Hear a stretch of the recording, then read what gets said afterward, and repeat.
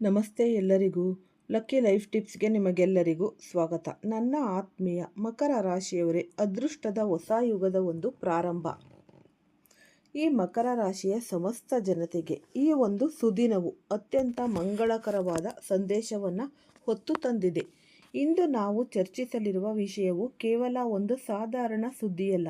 ಇದು ನಿಮ್ಮ ಜೀವನದ ದಿಕ್ಕನ್ನೇ ಬದಲಿಸಬಲ್ಲ ವಜ್ರ ವೈಡೂರ್ಯಗಳಿಗಿಂತಲೂ ಬೆಲೆ ಬಾಳುವ ಒಂದು ಅಪೂರ್ವ ಅವಕಾಶದ ಮುನ್ಸೂಚನೆಯಾಗಿದೆ.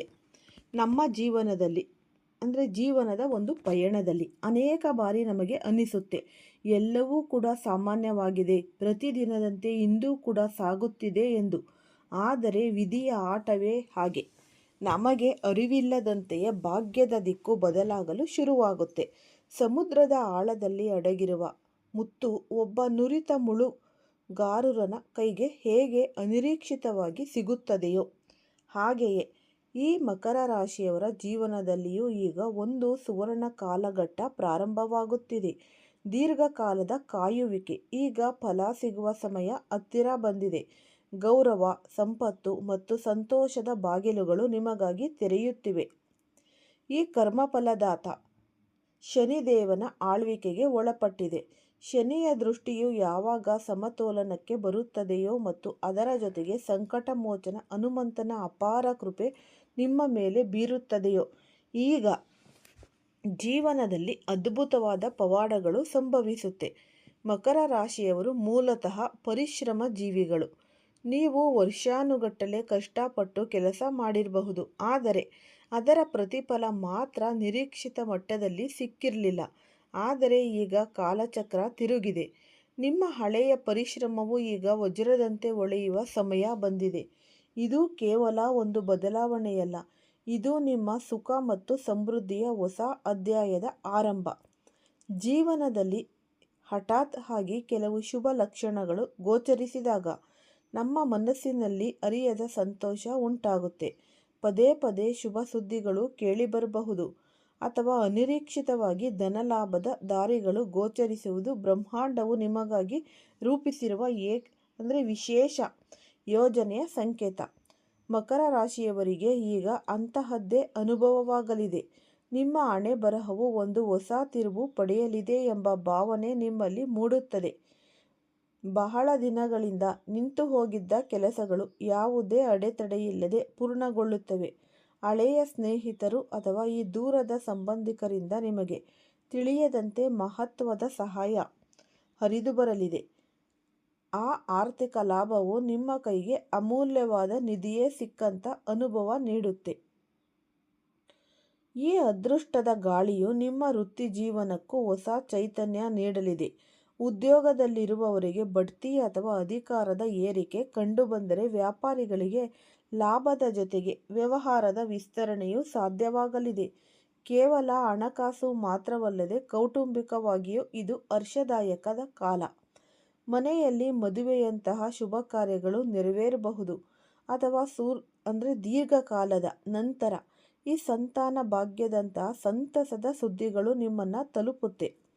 ಸಕಾರಾತ್ಮಕ ಶಕ್ತಿಯು ನಿಮ್ಮ ಸುತ್ತಲೂ ಆವರಿಸಿಕೊಂಡಿದ್ದು ಇದುವರೆಗೂ ನಿಮ್ಮ ಕಣ್ಣಿಗೆ ಕಾಣದಿದ್ದ ಅವಕಾಶಗಳು ಈಗ ಒಂದೊಂದಾಗಿ ನಿಮ್ಮ ಮುಂದೆ ಪ್ರತ್ಯಕ್ಷವಾಗಲಿವೆ. ಕತ್ತಲೆಯ ರಾತ್ರಿಯ ನಂತರ ಸೂರ್ಯನ ಮೊದಲ ಕಿರಣವು ಹೇಗೆ ಇಡೀ ಭೂಮಿಯನ್ನು ಬೆಳಗುತ್ತದೆಯೋ ಹಾಗೆಯೇ ನಿಮ್ಮ ಜೀವನದ ಕಷ್ಟಗಳು ಮರೆಯಾಗಿ ಸುಖದ ಬೆಳಕು ಮೂಡಲಿದೆ. ಕೇವಲ ಅದೃಷ್ಟದ ಮೇಲೆ ಅವಲಂಬಿತವಾಗಿರುವುದು ಜಾಣತನವಲ್ಲ ಎಂದು ಈ ಜ್ಯೋತಿಷ್ಯವು ಎಚ್ಚರಿಸುತ್ತೆ. ನಮ್ಮ ಕರ್ಮದ ಜೊತೆಗೆ ಈಶ್ವರನ ಕೃಪೆಯೂ ಸೇರಿದಾಗ ಮಾತ್ರ ಯಶಸ್ಸು ಸ್ಥಿರವಾಗಿರುತ್ತೆ. ಮಕರ ರಾಶಿಯವರಿಗೆ ಹನುಮಂತನ ಆರಾಧನೆಯು ಸಂಜೀವಿನಿಯಂತೆ ಕೆಲಸ ಮಾಡುತ್ತೆ. ಹನುಮಂತನು ಶಕ್ತಿ, ಧೈರ್ಯ ಮತ್ತು ರಕ್ಷಣೆಯ ಪ್ರತೀಕ. ನೀವು ಶುದ್ಧ ಮನಸ್ಸಿನಿಂದ ಆತನನ್ನು ಸ್ಮರಿಸಿದಾಗ ನಿಮ್ಮ ಸುತ್ತಲಿರುವ ಈ ಒಂದು ನಕಾರಾತ್ಮಕ ಶಕ್ತಿಗಳು ನಾಶವಾಗಿ ನಕಾರಾತ್ಮಕ ಶಕ್ತಿಯು ಜಾಗೃತಗೊಳ್ಳುತ್ತೆ.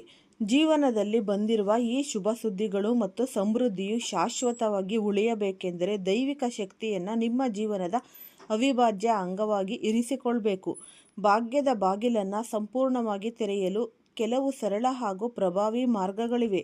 ಪ್ರತಿದಿನ, ವಿಶೇಷವಾಗಿ ಈ ಮಂಗಳವಾರ ಮತ್ತು ಶನಿವಾರದಂದು ಮುಂಜಾನೆ ಬೇಗ ಎದ್ದು ಸ್ನಾನ ಮುಗಿಸಿ ಹನುಮಂತನನ್ನು ಧ್ಯಾನಿಸಿ. ಓಂ ಹನುಮಂತಯೇ ನಮಃ ಎಂಬ ಬೀಜ ಮಂತ್ರವನ್ನು ಕನಿಷ್ಠ 108 ಬಾರಿ ಜಪಿಸುವುದರಿಂದ ನಿಮ್ಮ ಆತ್ಮಬಲ ವೃದ್ಧಿಯಾಗುತ್ತೆ. ಇದು ನಿಮ್ಮ ಸುತ್ತಲಿನ ನಕಾರಾತ್ಮಕ ಪ್ರಭಾವಗಳನ್ನು ತೊಡೆದುಹಾಕುತ್ತೆ. ಸಾಧ್ಯವಾದರೆ ಹನುಮಂತನ ದೇವಸ್ಥಾನಕ್ಕೆ ಭೇಟಿ ನೀಡಿ ಮತ್ತು ಈ ಸಾಸಿವೆ ಎಣ್ಣೆಯನ್ನು ಅರ್ಪಿಸಿ. ಹನುಮಂತನಿಗೆ ಸಿಂಧೂರವನ್ನು ಹಚ್ಚುವುದರಿಂದ ಜೀವನದಲ್ಲಿ ಎದುರಾಗುವ ಈ ಸಕಲ ಕಷ್ಟಗಳು ಮತ್ತು ಅಡೆತಡೆಗಳು ನಿವಾರಣೆಯಾಗುತ್ತೆ ಎಂಬ ದೃಢವಾದ ನಂಬಿಕೆ ಇಡಿ. ಹನುಮಾನ್ ಚಾಲೀಸವನ್ನು ನಿಯಮಿತವಾಗಿ ಪಠಿಸುವುದರಿಂದ ನಿಮ್ಮಲ್ಲಿ ಹೊಸ ಆತ್ಮವಿಶ್ವಾಸ ಮೂಡುತ್ತೆ ಮತ್ತು ಎಂತಹ ಕಠಿಣ ಪರಿಸ್ಥಿತಿಯನ್ನು ಎದುರಿಸುವ ಸಾಮರ್ಥ್ಯ ನಿಮಗೆ ಸಿದ್ಧಿಸುತ್ತೆ. ಒಂದು ವೇಳೆ ನೀವು ನಿರಂತರವಾಗಿ ಸಂಘರ್ಷಗಳನ್ನು ಎದುರಿಸುತ್ತಿದ್ದರೆ ಮತ್ತು ಸೌಭಾಗ್ಯವು ನಿಮ್ಮಿಂದ ದೂರವಿದೆ ಎಂದು ನಿಮಗೆ ಅನಿಸುತ್ತಿದ್ದರೆ, ಶನಿವಾರದಂದು ಈ ಅಶ್ವತ್ಥ ಮರದ ಕೆಳಗಡೆ ದೀಪವನ್ನು ಹಚ್ಚಿ ಹನುಮಂತನನ್ನು ಪ್ರಾರ್ಥಿಸಿ. ಇದು ಮುಚ್ಚಿರುವ ಅದೃಷ್ಟದ ಬಾಗಿಲನ್ನು ತೆರೆಯಲು ಸಹಾಯ ಮಾಡುತ್ತೆ.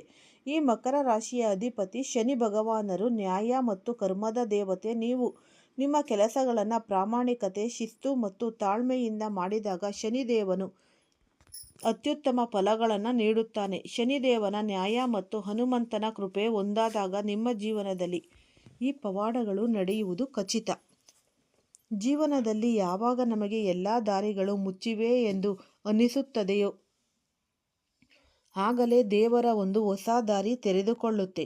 ಅತಿ ಹೆಚ್ಚಿನ ನಿರಾಶೆಯ ಸಮಯದಲ್ಲಿಯೇ ದೊಡ್ಡ ಮಟ್ಟದ ಯಶಸ್ಸು ಅಡಗಿರುತ್ತೆ. ಮಕರ ರಾಶಿಯವರು ಧೈರ್ಯಗೆಡಬಾರದು. ಈ ಸಮಯದಲ್ಲಿ ನಿಮ್ಮ ಆಲೋಚನೆಗಳು ಧನಾತ್ಮಕವಾಗಿರಲಿ. ಕೇವಲ ಪ್ರಾರ್ಥನೆ ಮಾತ್ರವಲ್ಲದೆ ಸಮಾಜದಲ್ಲಿ ಸಂಕಷ್ಟದಲ್ಲಿ ಇರುವವರಿಗೆ ಸಹಾಯ ಮಾಡುವುದನ್ನು ರೂಢಿಸಿಕೊಳ್ಳಿ. ದೀನ ದಲಿತರಿಗೆ ಅಥವಾ ಅವಶ್ಯಕತೆ ಇರುವವರಿಗೆ ಮಾಡುವ ಸಹಾಯವು ನಿಮ್ಮ ಪುಣ್ಯವನ್ನು ಹೆಚ್ಚಿಸುತ್ತೆ. ಧನಾತ್ಮಕ ಆಲೋಚನೆ ಮತ್ತು ದೈವ ಭಕ್ತಿ ನಿಮ್ಮನ್ನು ಈ ಸುಖ, ಸಮೃದ್ಧಿ ಮತ್ತು ಯಶಸ್ಸಿನತ್ತ ಕೊಂಡೊಯ್ಯುತ್ತೆ. ಈ ರಾಶಿಯವರಿಗೆ ನಿಮ್ಮ ಸಮಯವು ಒಂದು ಹೊಸ ಉಜ್ವಲ ಭವಿಷ್ಯದ ಮುನ್ನುಡಿಯಾಗಿದೆ. ನಿಮ್ಮ ಜೀವನಕ್ಕೆ ಹೊಸ ಚೈತನ್ಯ ಮತ್ತು ಬೆಳಕು ಬರಲಿದೆ. ಶ್ರದ್ಧೆಯಿಂದ ಹನುಮಂತನ ಪಾದಗಳನ್ನು ಹಿಡಿಯಿರಿ. ನಿಮ್ಮ ಕರ್ಮವನ್ನು ನಿಷ್ಠೆಯಿಂದ ಮಾಡಿ. ಆಗ ನೀವು ಕಂಡ ಕನಸುಗಳೆಲ್ಲವೂ ನನಸಾಗುವ ಕಾಲ ಬರಲಿದೆ. ಈ ಸಂದೇಶವು ನಿಮ್ಮ ಜೀವನದಲ್ಲಿ ಮಹತ್ತರ ಬದಲಾವಣೆಯನ್ನು ತರಲಿ ಎಂದು ನಾನು ಆ ದೇವರಲ್ಲಿ ಪ್ರಾರ್ಥಿಸುತ್ತೇನೆ. ಈ ಒಂದು ನಿಮಗೆ ಮತ್ತು ಇತರರಿಗೆ ಈ ಒಂದು ಸಕಾರಾತ್ಮಕ ಶಕ್ತಿಯನ್ನು ದೇವರು ಯಾವತ್ತೂ ಕೂಡ ನೀಡುತ್ತಾನೆ. ನಿಮ್ಮ ಜೀವನದ ಈ ಅತ್ಯಂತ ಪ್ರಮುಖವಾದ ಮತ್ತು ಭಾವನಾತ್ಮಕವಾದ ಭವಿಷ್ಯವಾಣಿ ಅಂತಲೇ ಅನ್ನಬಹುದು. ಹಾಗಾಗಿ ಜೀವನದಲ್ಲಿ ಕೆಲವೊಮ್ಮೆ ನಾವು ಅಂದುಕೊಂಡದಕ್ಕಿಂತ ಭಿನ್ನವಾದ ಘಟನೆಗಳು ನಡೆದೇ ಹೋಗುತ್ತೆ. ನೀವು ಯಾರನ್ನು ಪ್ರಾಣಕ್ಕಿಂತ ಹೆಚ್ಚಾಗಿ ಪ್ರೀತಿಸಿರಬಹುದು, ಅವರನ್ನು ನಿಮ್ಮ ಬದುಕಿನ ಒಂದು ಅವಿಭಾಜ್ಯ ಅಂಗವೆಂದು ಭಾವಿಸಿರಬಹುದು. ಆದರೆ ಕಾಲದ ಮಹಿಮೆ ಮತ್ತು ಕರ್ಮದ ಪ್ರಭಾವದಿಂದ ಅದೇ ಪ್ರಿಯ ವ್ಯಕ್ತಿ ನಿಮ್ಮಿಂದ ದೂರ ಹೋಗಿರಬಹುದು. ಆ ಕರಾಳ ರಾತ್ರಿಗಳು, ಕಣ್ಣೀರಿನಿಂದ ಒದ್ದೆಯಾದ ದಿಂಬು ಮತ್ತು ಜೀವನವೇ ಮುಗಿದು ಹೋಯಿತೇನೋ ಎಂಬ ಆತಂಕವನ್ನು ನೀವು ಅನುಭವಿಸಿರಬಹುದು. ಆದರೆ ನೆನಪಿಡಿ, ಈಶ್ವರನ ಯೋಜನೆಗಳು ನಮ್ಮ ಯೋಜನೆಗಿಂತ ದೊಡ್ಡದಾಗಿರುತ್ತವೆ. ಒಣಗಿದ ಮರದಲ್ಲಿ ಚಿಗುರು ಮೂಡುವಂತೆ ಅರ್ಧಕ್ಕೆ ನಿಂತಿದ್ದ ನಿಮ್ಮ ಪ್ರೇಮ ಕಥೆಗೆ ಈಗ ಹೊಸ ಜೀವ ದೊರೆಯಲಿದೆ. ಇದು ಕೇವಲ ಕಾಕತಾಳೀಯವಲ್ಲ, ಇದು ಗ್ರಹಗಳ ಒಂದು ಸಂಯೋಜನೆಯ ಫಲ. ಈ ರಾಶಿಯವರ ಜಾತಕದಲ್ಲಿ ಈಗ 3 ಗ್ರಹಗಳು ತಮ್ಮ ಪ್ರಭಾವವನ್ನು ಬೀರುತ್ತೆ. ಈ ಶನಿದೇವನು ನಿಮ್ಮ ಕರ್ಮಭಾವದ ಮೇಲೆ ತನ್ನ ದೃಷ್ಟಿಯನ್ನು ನೆಟ್ಟಿದ್ದಾನೆ. ಶನಿಯು ಕರ್ಮದ ಅಧಿಪತಿಯಾಗಿದ್ದು ವ್ಯಕ್ತಿಯ ಜೀವನದಲ್ಲಿ ಬಾಕಿ ಉಳಿದಿರುವ ಎಲ್ಲ ಕಾರ್ಯಗಳನ್ನು ಪೂರ್ಣಗೊಳಿಸುವ ಜವಾಬ್ದಾರಿ ವಹಿಸುತ್ತಾನೆ. ನೀವು ಯಾರ ಪ್ರೀತಿಯನ್ನು ಅರ್ಧಕ್ಕೆ ಬಿಟ್ಟಿದ್ದರೋ ಅಥವಾ ಯಾವ ಸಂಬಂಧವನ್ನು ನಿಭಾಯಿಸಲು ಸಾಧ್ಯ ಆಗಿರಲಿಲ್ವೋ ಅದು ಈಗ ಮರಳಿ ನಿಮ್ಮತ್ತ ಬರಲಿದೆ. ಈ ಭಾಗ್ಯದಾತ ಗುರು ಬೃಹಸ್ಪತಿಯು ನಿಮ್ಮ ಭಾಗ್ಯಸ್ಥಾನವನ್ನು ನೋಡುತ್ತಿದ್ದಾನೆ. ಇದರರ್ಥ ಇದುವರೆಗೆ ನಿಮ್ಮನ್ನು ಕೈಬಿಟ್ಟಿದ್ದ ಅದೃಷ್ಟ ಈಗ ನಿಮ್ಮ ಬೆನ್ನಿಗೆ ಇದೆ. ಸೋಲುತ್ತಿದ್ದ ಪ್ರತಿಯೊಂದು ಕೆಲಸದಲ್ಲೂ ಈಗ ಯಶಸ್ಸು ಕಾಣಲಿದ್ದೀರಿ. ಪ್ರೇಮದ ಅಧಿದೇವತೆ ಶುಕ್ರನು ನಿಮ್ಮ ಪ್ರೇಮ ಭಾವದಲ್ಲಿ ಸಕ್ರಿಯನಾಗಿದ್ದಾನೆ. ಇದು ನಿಮ್ಮ ಜೀವನದಲ್ಲಿ ಮತ್ತೆ ಪ್ರೇಮದ ಹೂವು ಅರಳುವ ಸ್ಪಷ್ಟ ಸಂಕೇತ. ಹಲವು ಬಾರಿ ಸಂಬಂಧಗಳನ್ನು ಬಿರುಕು ಮೂಡಲು ರಾಹುವಿನ ಪ್ರಭಾವ ಕಾರಣವಾಗುತ್ತೆ.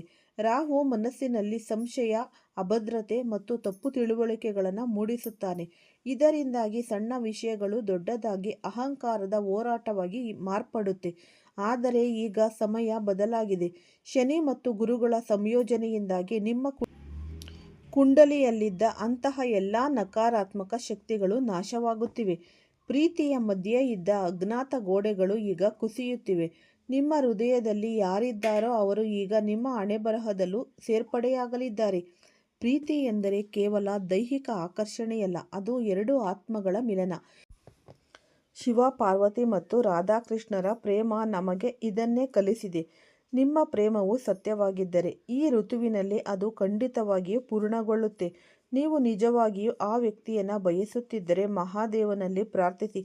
ಓಂ ನಮಃ ಶಿವಾಯ ಮಂತ್ರದ ಪಠಣವು ನಿಮಗೆ ಸಂಬಂಧದಲ್ಲಿರುವ ಅಡೆತಡೆಗಳನ್ನು ನಿವಾರಿಸುತ್ತೆ. ಈ ರಾಧಾಕೃಷ್ಣರ ಕೃಪೆಯಿಂದ ನಿಮ್ಮ ಬದುಕು ಪ್ರೇಮಮಯವಾಗಲಿದೆ. ನಿಮ್ಮನ್ನು ಬಿಟ್ಟು ಹೋದ ಆ ವ್ಯಕ್ತಿಯು ಈಗ ತನ್ನ ತಪ್ಪಿನ ಅರಿವು ಮಾಡಿಕೊಳ್ಳುತ್ತಿದ್ದಾನೆ. ಕಾಲದ ಚಕ್ರ ತಿರುಗಿದಾಗ ಪ್ರತಿಯೊಬ್ಬರಿಗೂ ತಮ್ಮ ಕರ್ಮದ ಫಲ ಅರಿವಾಗುತ್ತೆ. ಅವರು ನಿಮ್ಮ ಮೇಲೆ ಈ ಒಂದು ಮಾಡಿದ್ದ ಯಾವುದೇ ಒಂದು ಅನ್ಯಾಯ ಆಗಿರಲಿ ಅಥವಾ ತೋಡಿದ್ದ ನಿರ್ಲಕ್ಷ್ಯಕ್ಕಾಗಿ ಈಗ ಪಶ್ಚಾತ್ತಾಪ ಅನ್ನೋದು ಪಡ್ತಾರೆ. ಅವರು ನಿಮ್ಮ ಜೀವನಕ್ಕೆ ಮರಳಿ ಬಂದು ಕ್ಷಮೆಯಾಚಿಸುವ ಸಾಧ್ಯತೆಗಳು ತುಂಬಾ ಹೆಚ್ಚಿವೆ. ಇದು ನಿಮ್ಮ ನೋವಿನ ಕಣ್ಣೀರಿಗೆ ವಿದಾಯ ಹೇಳಿ ಸಂಭ್ರಮದ ಕಣ್ಣೀರು ಸುರಿಸುವ ಕಾಲ. ಈ ಬಾರಿ ನಿಮ್ಮಿಬ್ಬರ ಮಿಲನವು ಕೇವಲ ತಾತ್ಕಾಲಿಕವಲ್ಲ, ಅದು ಸ್ಥಿರವಾಗಿ ಮತ್ತು ಶಾಶ್ವತವಾಗಿ ಸಂಬಂಧವಾಗಿ ಬದಲಾಗಲಿದೆ. ಈ ಪ್ರೇಮ ಜೀವನ ಮಾತ್ರವಲ್ಲದೆ ಈ ರಾಶಿಯವರ ವೃತ್ತಿ ಮತ್ತು ಆರ್ಥಿಕ ಜೀವನದಲ್ಲೂ ದೊಡ್ಡ ಜಿಗಿತ ಕಂಡುಬರಲಿದೆ.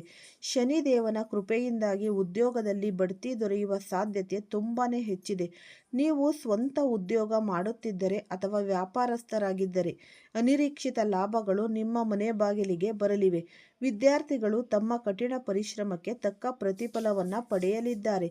ಸಮಾಜದಲ್ಲಿ ನಿಮ್ಮ ಗೌರವ ಮತ್ತು ಪ್ರತಿಷ್ಠೆ ಹೆಚ್ಚಾಗಲಿದೆ. ದೇವಗುರು ಬೃಹಸ್ಪತಿಯ ಆಶೀರ್ವಾದದಿಂದಾಗಿ ನಿಮ್ಮ ಈ ಒಂದು ಬುದ್ಧಿಶಕ್ತಿ ಚುರುಕಾಗಿದ್ದು ಸರಿಯಾದ ನಿರ್ಧಾರಗಳನ್ನು ತೆಗೆದುಕೊಳ್ಳುವ ಸಾಮರ್ಥ್ಯ ನಿಮಗೆ ದೊರೆಯಲಿದೆ.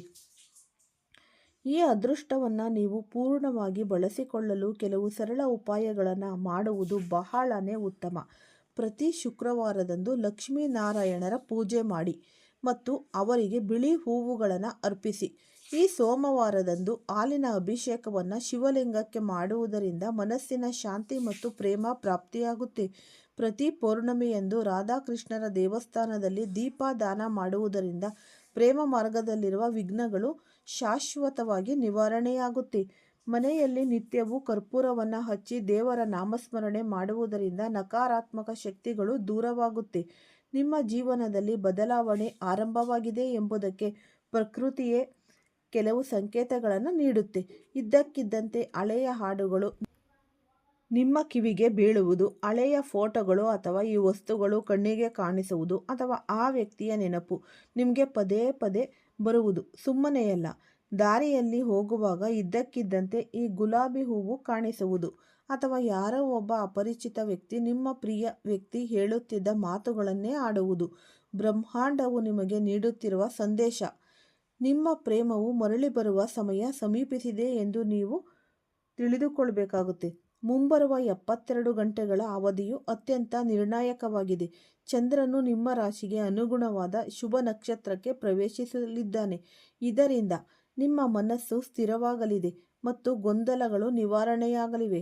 ಯಾವುದೋ ಒಂದು ಪ್ರಮುಖ ನಿರ್ಧಾರ ತೆಗೆದುಕೊಳ್ಳಲು ನೀವು ಹಿಂಜರಿಯುತ್ತಿದ್ದರೆ ಈಗ ಈ ನಿರ್ಧಾರವನ್ನು ಧೈರ್ಯವಾಗಿ ತೆಗೆದುಕೊಳ್ಳಬಹುದು. ಈ ಸಮಯದಲ್ಲಿ ನಿಮ್ಮ ಮಾತುಗಳಲ್ಲಿ ಒಂದು ರೀತಿಯ ಆಕರ್ಷಣೆ ಇದೆ. ಇದು ಇತರರನ್ನು ಸುಲಭವಾಗಿ ಪ್ರಭಾವಿಸುತ್ತೆ. ಇದುವರೆಗೆ ನೀವು ಪಟ್ಟ ಕಷ್ಟಕ್ಕೆ ಈಗ ಅಂತ್ಯ ಹಾಡುವ ಕಾಲ ಬಂದಾಯಿತು. ಈಶ್ವರನು ನಿಮ್ಮ ತಾಳ್ಮೆಯನ್ನು ಪರೀಕ್ಷಿಸಿದ್ದಾನೆಯೇ ಹೊರತು ನಿಮ್ಮನ್ನು ಕೈಬಿಟ್ಟಿಲ್ಲ. ಈಗ ಆ ಪರೀಕ್ಷೆಯ ಸಮಯ ಮುಗಿದಿದೆ. ಹಳೆಯ ಸಂಬಂಧಗಳು ಹೊಸ ರೂಪದಲ್ಲಿ ಹೆಚ್ಚು ಸ್ಥಿರವಾಗಿ ನಿಮ್ಮ ಜೀವನವನ್ನು ಪ್ರವೇಶಿಸಲಿವೆ. ಶನಿಯು ಫಲವನ್ನು ನೀಡಲಿದ್ದಾನೆ, ಗುರುವು ಜ್ಞಾನವನ್ನು ನೀಡಲಿದ್ದಾನೆ, ಶುಕ್ರನು ಪ್ರೇಮವನ್ನು ತುಂಬಲಿದ್ದಾನೆ ಮತ್ತು ಚಂದ್ರನು ಶಾಂತಿಯನ್ನು ಕರುಣಿಸಲಿದ್ದಾನೆ. ಹಿಂದೆ ಹೊಸ ಅಧ್ಯಾಯವನ್ನು ಆರಂಭಿಸಿ. ಈ ಉಪಯುಕ್ತವಾದ ಮಾಹಿತಿ ನಿಮ್ಮೆಲ್ಲರಿಗೂ ಕೂಡ ಇಷ್ಟ ಆಗಿದೆ ಅಂತ ಭಾವಿಸ್ತೀನಿ. ಇಷ್ಟ ಆಗಿದ್ರೆ ಪುಟ್ಟದೊಂದು ಲೈಕ್ ಕೊಡೋದನ್ನು ಮರಿಬೇಡಿ. ಈ ರಾಶಿಯವರು ಯಾರೆಲ್ಲ ಇದ್ದೀರಾ ಅವರು ಹೆಚ್ಚಾಗಿ ಈ ವಿಡಿಯೋವನ್ನು ಎಲ್ಲರಿಗೂ ಕೂಡ ಶೇರ್ ಮಾಡಿ. ಓಂ ಶ್ರೀ ಶನೇಶ್ವರಾಯ ನಮಃ ಅಂತ ಕಮೆಂಟ್ ಬಾಕ್ಸ್ನಲ್ಲಿ ಕಮೆಂಟನ್ನು ಹಾಕಿ. ಇಲ್ಲಾಂದರೆ ನಿಮ್ಮ ಮನೆ ದೇವರು, ನಿಮ್ಮ ಕುಲದೇವರ ಹೆಸರನ್ನು ಈ ಕಮೆಂಟ್ ಬಾಕ್ಸ್ನಲ್ಲಿ ಹಾಕಿ. ಎಲ್ಲರಿಗೂ ಸಹ ಧನ್ಯವಾದಗಳು.